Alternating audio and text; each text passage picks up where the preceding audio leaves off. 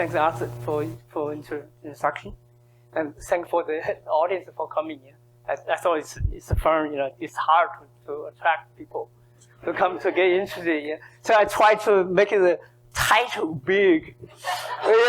Maybe some people will be misled.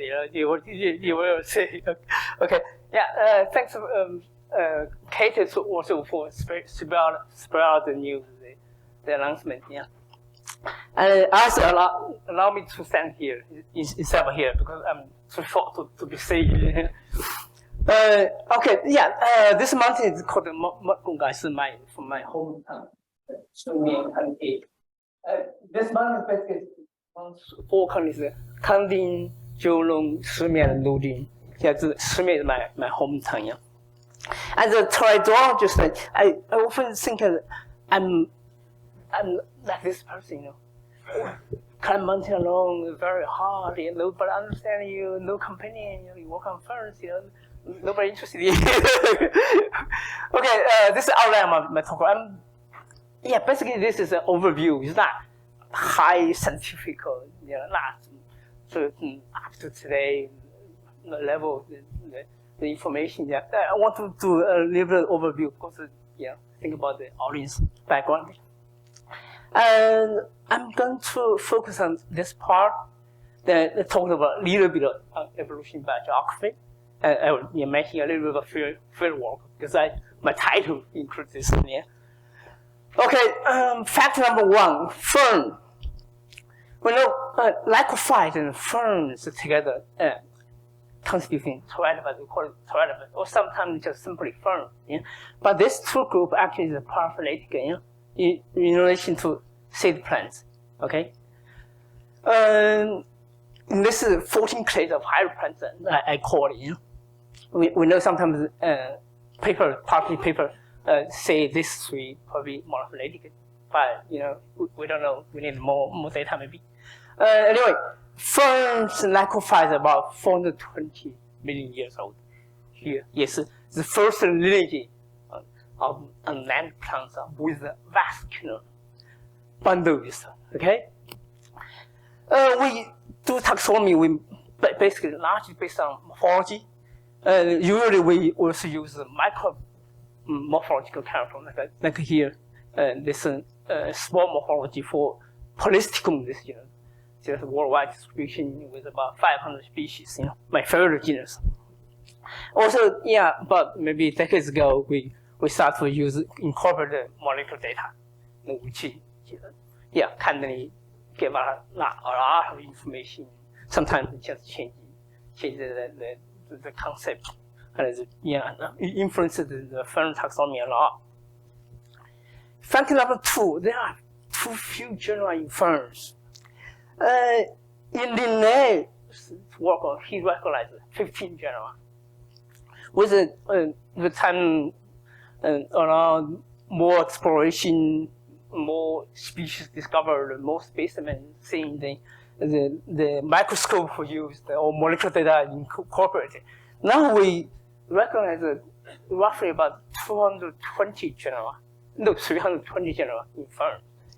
This is very, very few if you compare it to like other organisms, like birds, mammals, only 5 species per genus. But in ferns, about 30 or 50 species per genus. Okay, depending on which taxonomy you recognize. Yeah, this one is we usually use. Probably Kristen Hudson Chase, taxonomy. But fern community we rarely use it. Anyway, about 33 to 50 species per genus. That's count only fern species. If you say fern species only 10,000 species, but actual number of fern species much way more than this. Probably I would estimate probably 20,000 species of fern. That makes the fern number per genus even more, maybe 50 to 100 species. Okay. Like moss, we have 14, right? Average 14 species per genus. Most species and ferns about the same number of species, but most people reckon 900 genera, and fern only 300 plus genera. Okay, that's fact number two. Okay, number 3. In Fern systematics, we are still chloroplast marker dominant phylogeny. Okay, and you see here the work by Liang and then Trace, different kind of Trace, beautiful. They're from Australia. Yeah, I think this has very high value, horticultural value in greenhouse here. Anyway, Fern dominant chloroplast dominant marker phylogeny means deep level relationship probably okay. Yeah, we suppose nuclear phylogeny, chloroplast phylogeny, but inconsistently deep level. But shallow level phylogeny, basically in ferns we only have maternal stories. Okay, and we know very little about reticulated evolution in ferns. Okay, since this is chloroplast marker-based phylogeny, the shallow level relationship is normally poorly resolved. Okay. Fact number 4, in ferns this high level homoplasy. Okay, look at this genus is called Tectaria in Tectariaceae family. All kinds of morphological characters used. We have a tree. Yeah, this work by Liang and Xia sitting here. Yeah. We have a very nice tree resolved into old world clade and new world clade. They're basically sisters to each other, but we couldn't find any single morphological character to define this to clade to support this divergence between new world and old world. So in 2018, our taxonomy paper, we basically use the geographical information in the key. That's just amazing, Yeah, this is, and then in this particular genus, about 25 genera described earlier went to Selaginella now. Okay, they find out saying, okay, the morph is so special. No, they are just part of Tectaria. And also another aspect is 5 species from this genus originally assigned to Tectaria now went to different genera now. So even in 2 different families. Just so crazy. Homoplasy is so high. Okay, fact number 4. Cryptic species is very common in ferns because morphology is just too simple. Maybe not as simple as mosses, but still. So in comparison to flower press, you guys have flowers or you have fruits and all kind of character. We don't have this, only leaves. Okay, in this particular genus we call it Didymochlaenaceae. Used to be believed only 1 species. Okay, but we did a chloroplast phylogeny study with 55 samples. We found a lot of structure within this so-called 1 species. So we combined with the morphological character, we ended up split this genus, this species into 22 species. Our monograph is done published in systematic biology. Just accept it, maybe will be published in a few months. And the molecular work is reviewed.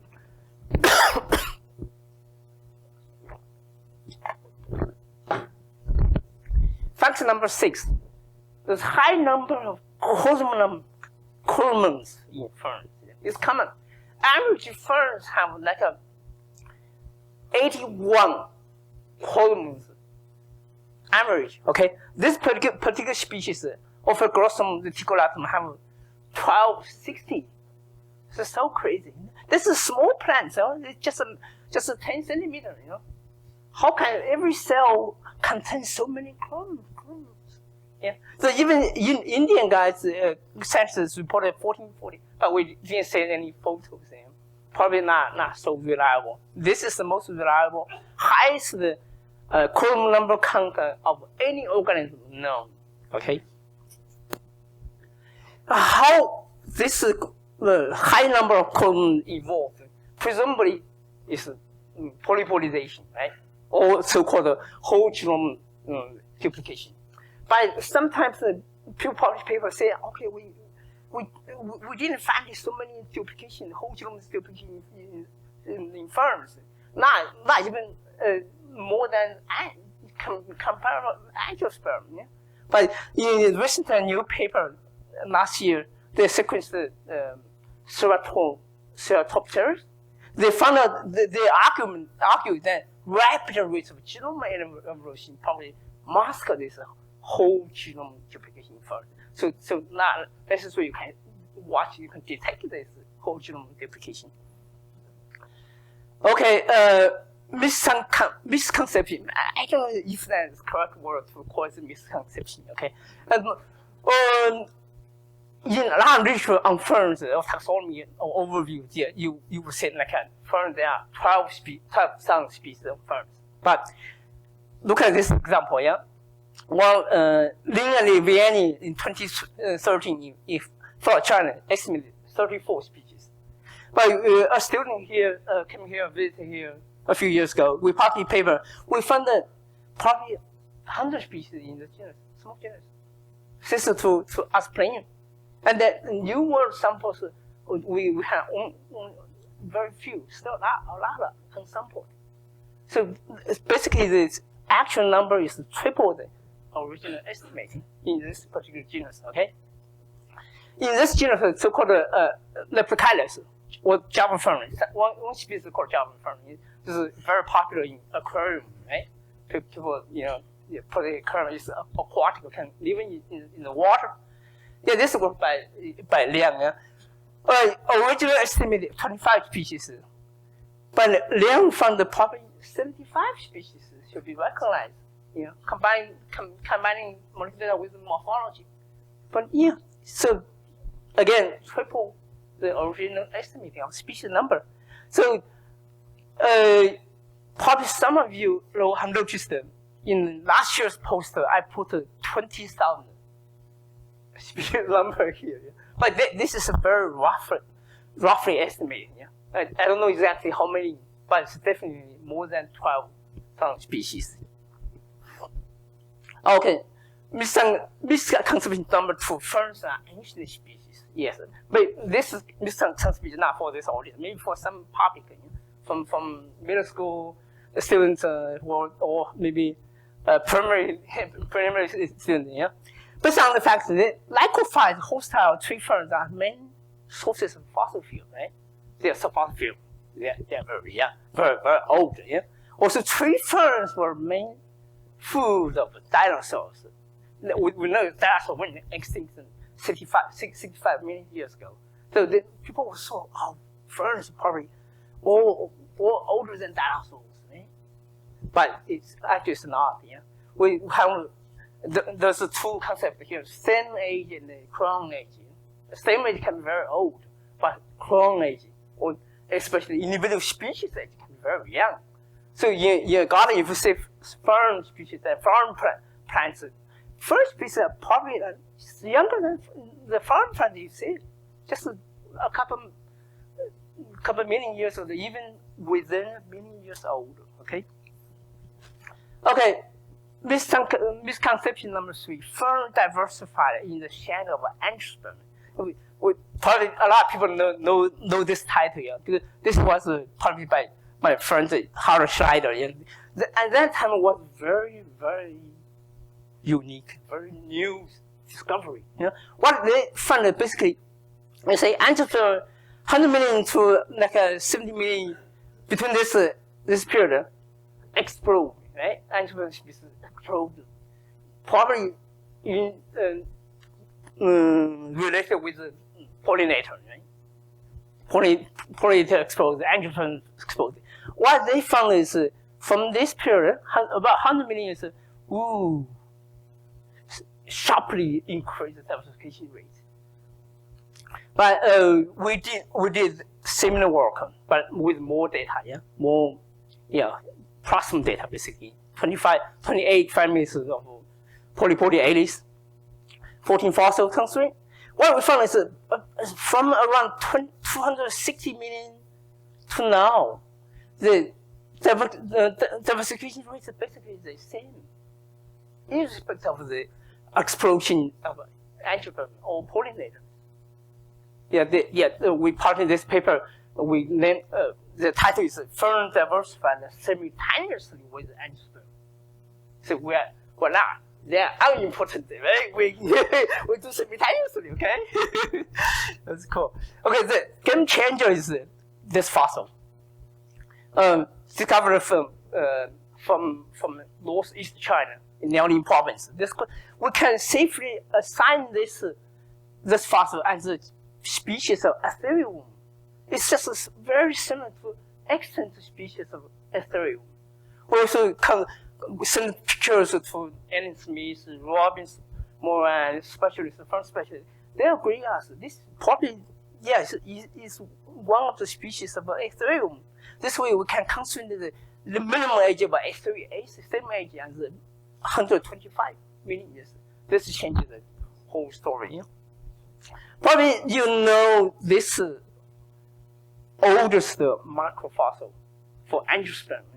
This fossil also happened to discover in that same area in northeast China, in Liaoning province. Also, in 2000, this first dinosaur with feather also discovered in the same spot, basically, 125 million years old. Okay, misconception number 4. Cosmopolitan ferns are common. Maybe many of you can name examples like Pteridinium, right? Equinidum, brick fern, Dryopteridaceae, Hovenkampia, this Phrygian fern, or royal fern, or this other stone, a lot. Maybe you know a lot of some cosmopolitan ferns. But the fact is, fern of endemism of ferns is quite low. You would assume quite low, but actually it's quite high.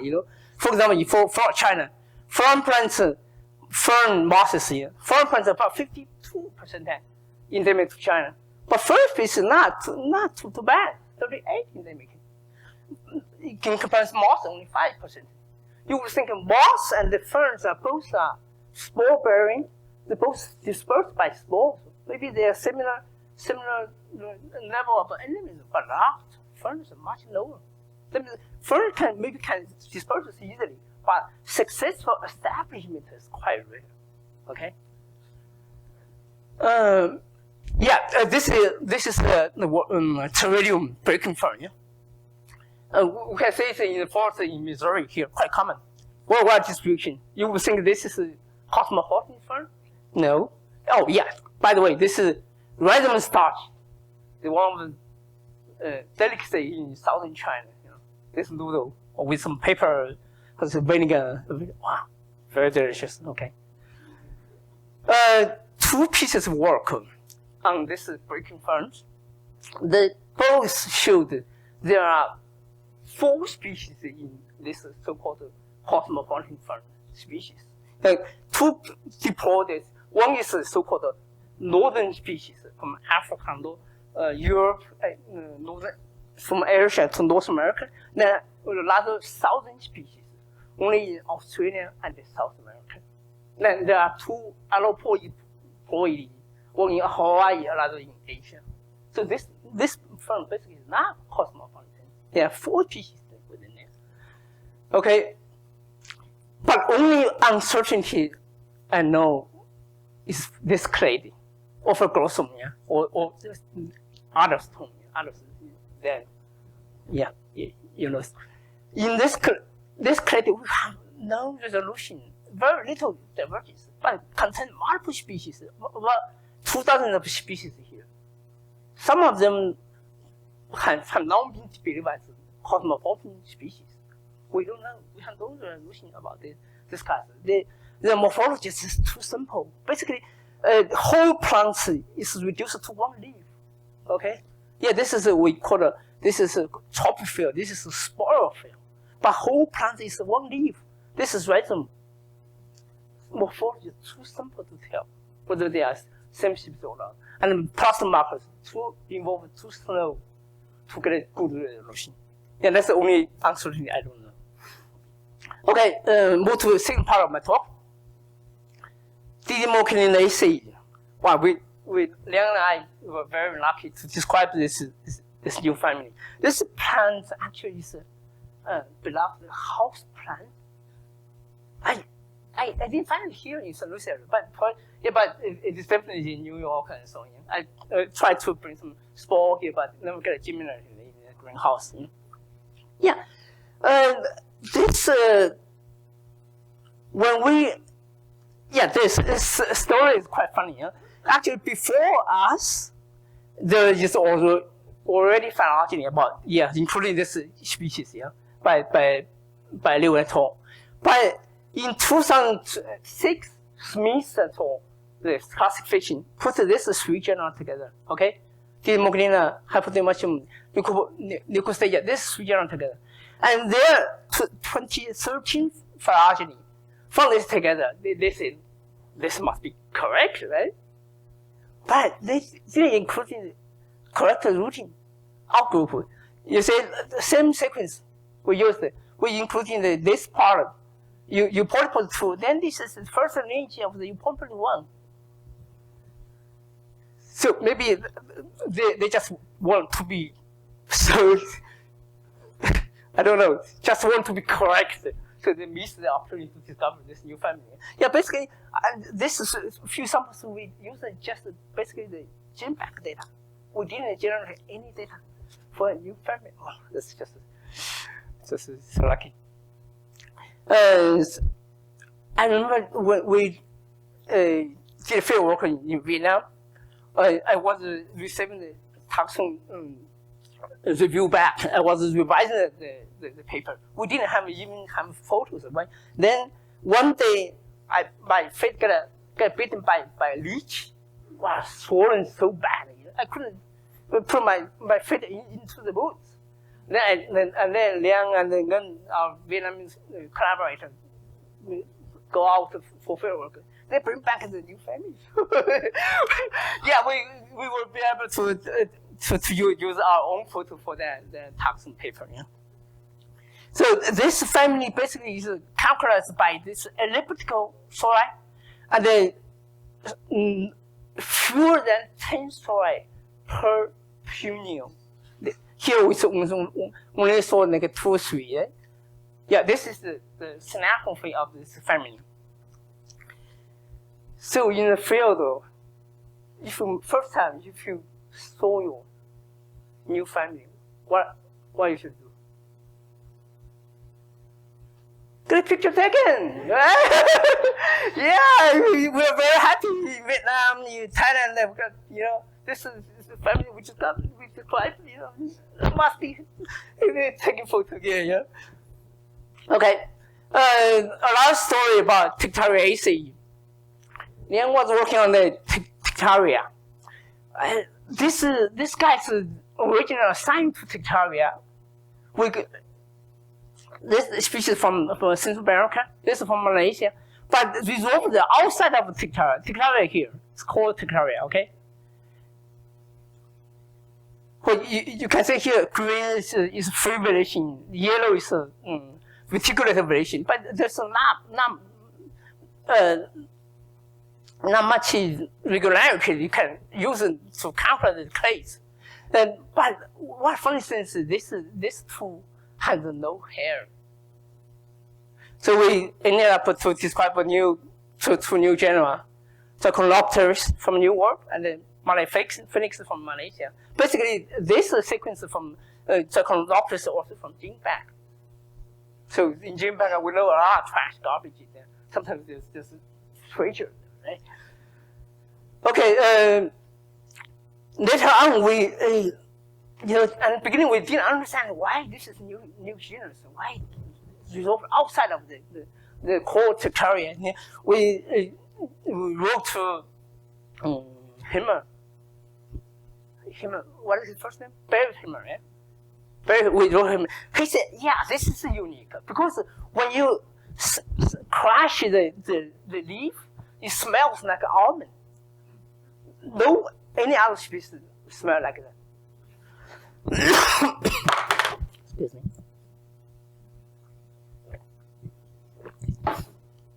Along with spore morphology, parasol ornamentation, yeah, we can define this genus. But for Malay phoenix, we found this strange line arc-shaped variation around the Wakis. This probably is the single character we can define this genus from Malaysia. Sorry. Yeah, also in addition to these two strange clades, yeah, two genera, we also found a strange clade also outside of Tectaria here, okay, and from Vietnam, this side. At the beginning, I thought, hey, this must be the third new genus, you know. Wow, we'll be lucky, you know. So third genus is the same family. Yeah. Then after some careful study, then think maybe it's this genus. Polypodiaceae, described in 1860s by Presso, by Czech Presso. Probably is this, but the type is this type of Maniantes is from Philippines, from this side of the ocean. You know? Then I asked my wife, maybe we need to take a vacation to Philippines. Yeah. Then flew back to Chengdu. We flew to from Chengdu to Guangzhou to Manila. Then took a small flight from Manila to Legazpi. I thought maybe since Tectaria is growing in the forest, it must be common, right? So once I'm in Legazpi, I go to the forest, and then I should be able to find the species. Yeah. Then from Legazpi, we took some very poor type of taxi. We went to this park called Buhay National Park. Very beautiful. A lot of waterfalls here. Beautiful ferns like this one here. But we couldn't find species. Then we went back to the hotel. And I remember I saw this specimen from Berkeley. This one. Because urban Copeland used to work in the Philippines. Yeah, during the colonial time. Yeah, when American occupied Philippines. He was a professor there. He collected a lot of ferns from there. Then we found that, the tricky is the Bulusang. He collected a few collections from Bulusang Park. Then we found in the airport, we found a taxi driver. I asked how much to take us go there and come back. He said, approximately 3,000 pesos. It's about $60. I said, why not? Go, let's go. 2.5 hours there. Then we visited the park. Very beautiful. Most importantly, we got the species. Since I didn't have the permit, I just took a small piece of leaf. Hopefully, it's not too bad. We'll be able to include this type species in there. We confirmed that one is. That one type species is did go into Polypodiaceae. So we restore this genus from Selaginellaceae. Now we have two new genera, one genus from Selaginellaceae and plus a Pteridus who have a relatively larger clade resolved outside of Tectariaceae. We did a morphological evolution analysis. We found these two clades. This clade is with the cutting hair, but this clade no. So we were able to describe this four genera together as a Dryopteridaceae. Yeah, we really seem to be happy about the proposal. What's interesting is I call them noctures from here. Yeah, you say here home clade is the old world, but only this genus, this species, is old. Is new world. This is old world. So this is genus actually is the same genus in Ferns. Involved via single dispersal from new world, from old world to new world. Wow, this is single. Another example in Ferns is Chloroplast. That one is from new world to old world, involved in the old world. But all cases is dominant in new world. This is quite fascinating for us. Okay, Pyrrhosia. This genus in Polypodiaceae. Very thick, simple leaf with a lot of stellar hair. Yeah, this alcohol genus, right? Alcohol or Selaginellaceae genus is basically Platyserum is used to be sister to Hovenkampia. We were able to include a few species from Africa here. Then this is small clade is paraphyletic in relation to the traditional Piosia. So we were able to describe this genus and this clade, small clade and the new genus. Yeah, in fact, Peter Hovenkamp, based on Leiden, using morphological characters, he already found this clade, the African clade, is very unusual. But he couldn't resolve the relationship between this dichotomy. Morphology data and molecular data amazingly congruent here. Yeah, we must name the genus after him. Hovenkampia. But very unfortunately, some of you know he passed away a few years ago, 2019. During the Flora Malaysia meeting, she was visiting a cave. The flood suddenly fell off the cave. He was killed there, 2019. Very sad. Yeah, Cosmopolitan, Lycopodiaceae. Yeah, very fascinating. It's a part of three families in lycophytes. Yeah. This is swingy clade. Contain only one species in Australia, New Zealand, New Caledonia. Okay, this is traditional Lycopodiaceae. This is used to be assigned to Lycopodiaceae. This species. We found it paraphyletic with a very long branch. Spore morphology is not so different. Yeah, we decided to collaborate with the New Zealand colleagues, ask them to redo the sequence. But this is reliable. But what they use different material, they repeated the sequence, get the same data. So we were able to describe this as a Francia in one of the New Zealand bodies. This genus is actually only one species, Serpentina. Right now we know only one species, probably contains 3 to 5 species. Some in New Caledonia, but we need molecular data to know whether they're the same genus or not. Yeah?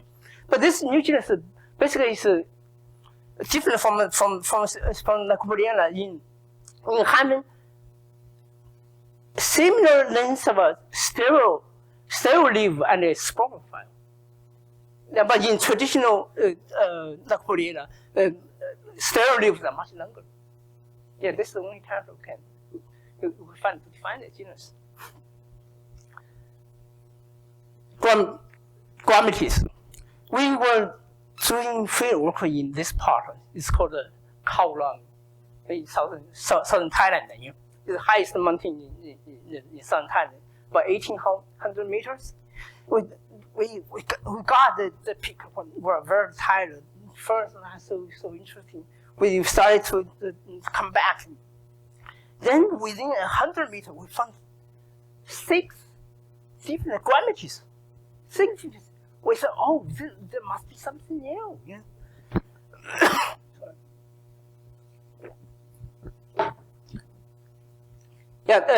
This province is called Lakongsi Tamala. Very long name. Probably you know Bangkok is called this one. This is probably the longest name. Sorry. So we came to the lab, did the molecular work. Wow, this is indeed can sensitive to this whole tomophyllum. It's quite different with long branches. The morphology is quite different. Tomophyllum is, I think, it's simple leaf. Then we ended up to do the whole subfamily phylogeny, including about 1,003 samples there. We were able to sequence this guy. This is a type of Bolbitis. Since 2004, first molecular data available for this group of ferns, 2004 by Tom Ranker and colleagues. They found already Bolbitis traditionally defined is polyphyletic. Yeah, for so many years, different authors found similar results, but nobody sampled the type. So we couldn't know where to apply the name. Which one should be called Bolbitis? Which classes should be described as new or different genera? Then we were very lucky. We tried this MO specimen. I took a little sample from the paper fold. Then we got the whole plasmid sequence. The sample sequence didn't work. So in this case, Hypodematiaceae specimen sometimes it can be promising for plasmid sequencing, not necessarily sample sequencing. So we were able to include this type specimen. At the same time, we were able to collect this species type of Tectaria, this species there. So a lot of very highly polyphyletic genera. We were able to describe 8 new genera there. Very lucky. Selaginella. Yeah, many people don't pay attention to these guys here, but Selaginella, actually, if you look at them closer, they're quite different. Yeah. Life form, this probably is so-called resurrection. Yeah, and they go in the close to desert. They can dry out in the dry season. Pretend to be dead, and they can come up revive in the spring, in the rainy season. Yeah. In China, this herb is called a spirit returning herb. Yeah, to be over when human died, spirit is gone. But people can come back if you treat this with medicine. Strawberry, a lot of diversity. You see, this is megasporangia, sometimes sporophorus and Chloroplast, same morphology, so-called homoplasy, or can be heterostachys. Spore, megaspore, microspore can be very different. And some megaspore can be very large, can be up to a few millimeters. Quite amazing. Yeah, in 2015, when we first worked on Selaginella, we used our phylogeny, morphology, micromorphology concept. We classified this, 4, 5, 6 subgenera, a number of sections. Then in Klaus' paper, they found that this genera 211 to 373 million years old. Okay, section 80 to 260 million years old. So the question is, now we have Selaginellaceae, 800 species. Selaginellaceae, 800 species. Selaginella, 800 species. Yeah, this is something we need to think about. Whether this is good for communication, for further study, for conservation, or for herbarium curation. No. So we have more molecular data, nuclear plastic data. We can resolve the relationship. We are understanding the morphology well. But also, just a month ago, Shah we wrote a proposal. Can we conserve Selaginella with different type? Because the type is in this small crate. They can have only 2 species.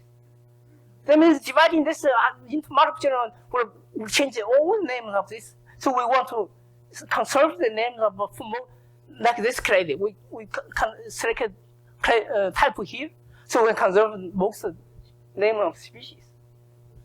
So we propose to divide the family into 7 subfamily and 17 genera. We will see whether the paper is in review. We will see how the review will see.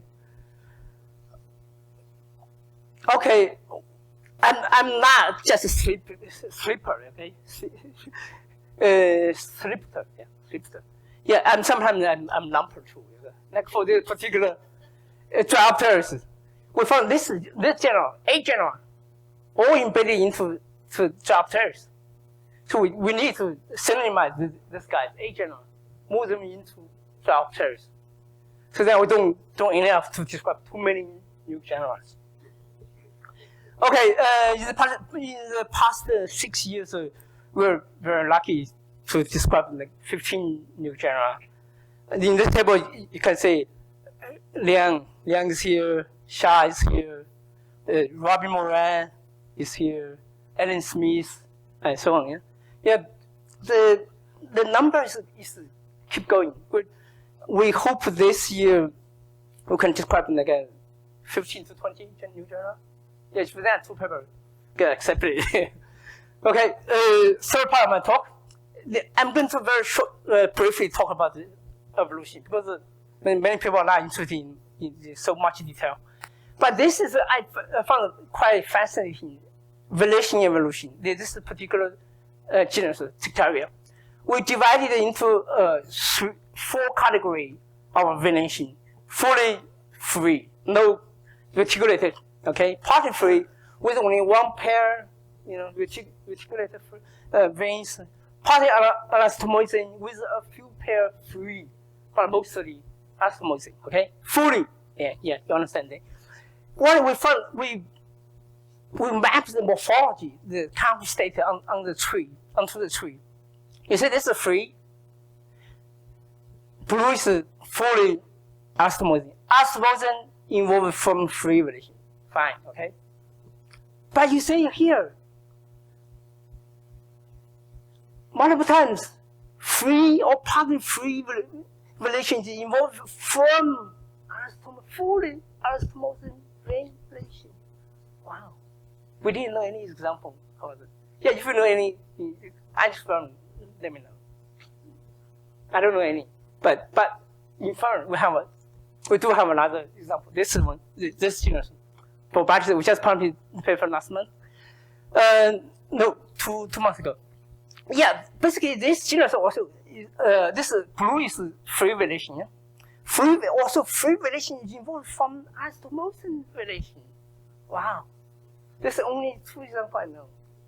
Both are in Ferns. Okay, a little bit of biogeography. I only talk about 3 examples. One, this is originated in Asia. Migration to Africa.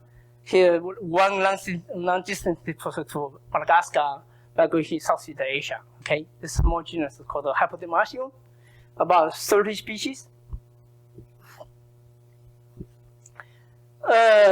This particular genus or family since Latin. Tectaria originated in America, migrated to probably tropical period to Asia, then Asia some to Africa, but typophyllum 2 ways. Okay, so basically in this particular genus you have the family, you have pantropical distribution, but just very few, just only 5 dispersals, long dispersals, shape the current distribution of the whole family. So ferns are not so easily dispersed, maybe not, at least not so easily established after dispersal.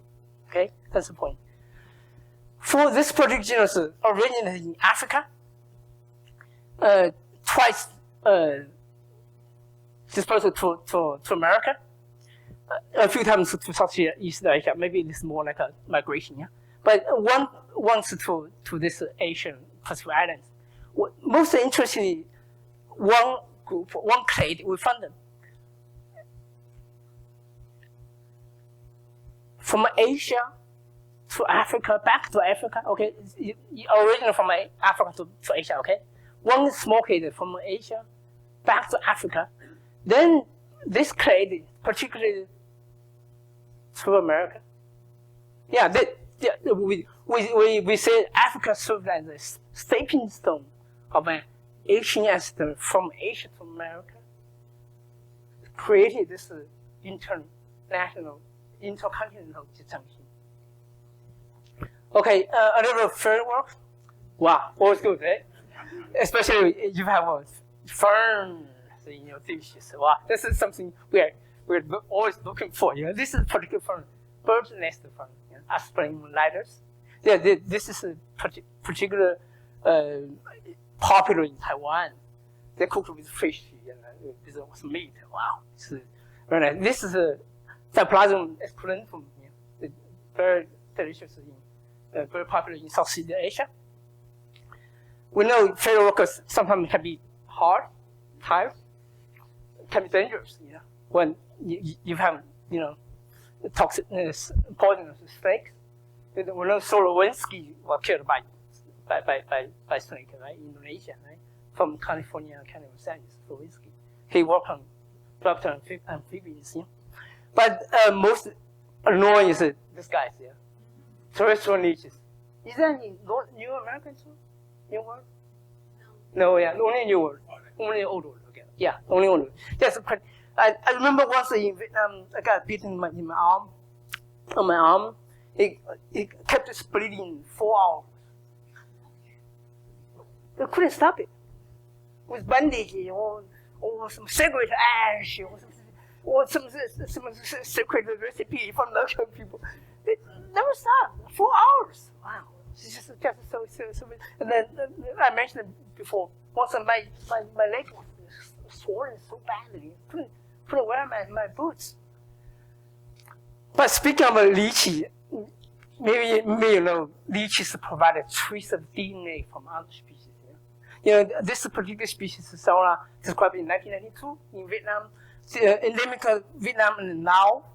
In the beginning, nobody saw the actual Sola. Nobody looked at it. Nobody had DNA. They got DNA from lychees. Try to figure out the fragmentary sequences for Sola. Try to figure out the relationship. So it's actually a sister for cattle. Right, quite. So this is a remnants of Jurassic Park.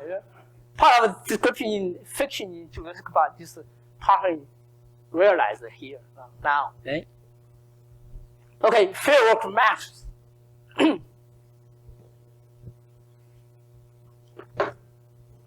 I just give you one example. In this particular phylogeny, Asplenium, red ones are all sampled by us. Mostly collected by ourselves. You say, all collection fieldwork matters. It changes the whole phylogeny a lot. It enriches the phylogeny a lot. We built the foundation for the future work for cryptic speciation, for ecology, for further studies. This is so far is still the largest generic phylogeny in ferns. Published in 2019 and then a year later, statistics inform us, you probably was one of the top 10 most downloaded papers for ferns. Okay, a little outreach. I don't know if this is, maybe it's related with the field work. In travel, in field work, I try to write notes, my travel log every day, every night after facing specimen, finishing specimen. I was able to put up together to publish this book. Yeah, it's quite okay, sold by 2,500 copies in China, probably co-published by MG Press and in China Agricultural Technology Press. The plan is to translate the Raven's book to get it published this year. And yesterday, the publisher told me they just got the ISSN from China, from Fudan University, will be published there. The ISSN is very difficult in China, just controlled by the government.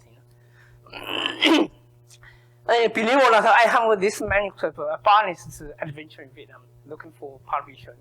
They're willing to get it published.